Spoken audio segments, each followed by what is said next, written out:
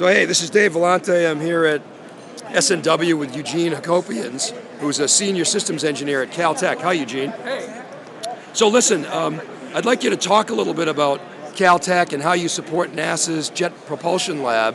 You guys are essentially mapping the universe, right, through telescopic research. Can you talk a little bit about that project and some of the challenges that you have? Sure. One of the things that we do at IPAC or Infrared Processing and Analysis Center is we do all the images. We have a store of images of all the skies, all the telescopes, infrared in particular, but some ground-based at our facility. We have an official archive of it, so every project that it ends, it passes along all the data to the archive, and that archive is growing every day.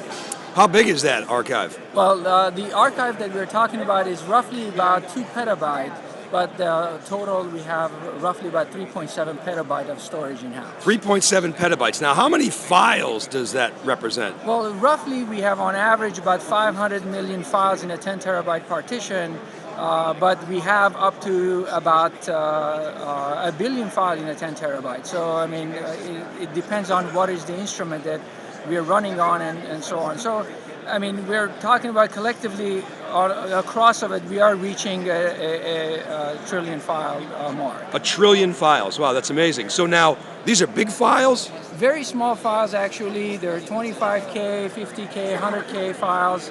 And that's one of the biggest challenges that we have faced because of the small size and the large number of files. It's been challenging. Okay, and the small size, why is it the small size? Well, because of the space and telescope that we have in space and the bandwidth between the spacecraft and ground system, we are trying to minimize all the traffic and send small files through so we can get majority of the files. That way, if we have a camera with 1,000 pixels, we send 1,000 files down so we can have the integrity of each pixel. And if we don't get all of them, at least we can make some sense out of whatever we've got down. Now, how do you manage 1 trillion files? Well, it's simple, I should say. No, it's not simple. It's actually very difficult.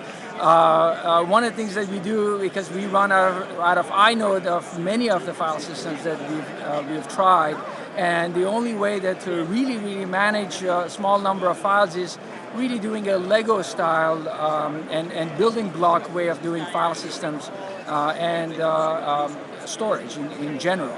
So we have multiple file servers, storage behind each one of them, and we manage smaller partitions. So these are standard building blocks that you plug in to support the different telescopic research projects. That's right. I mean, this model worked for us very well because of the multi-project aspect of it, and also the different funding. So we have to actually account for what funding but what hardware. So this not only meets the technology challenge but also the budget challenge too.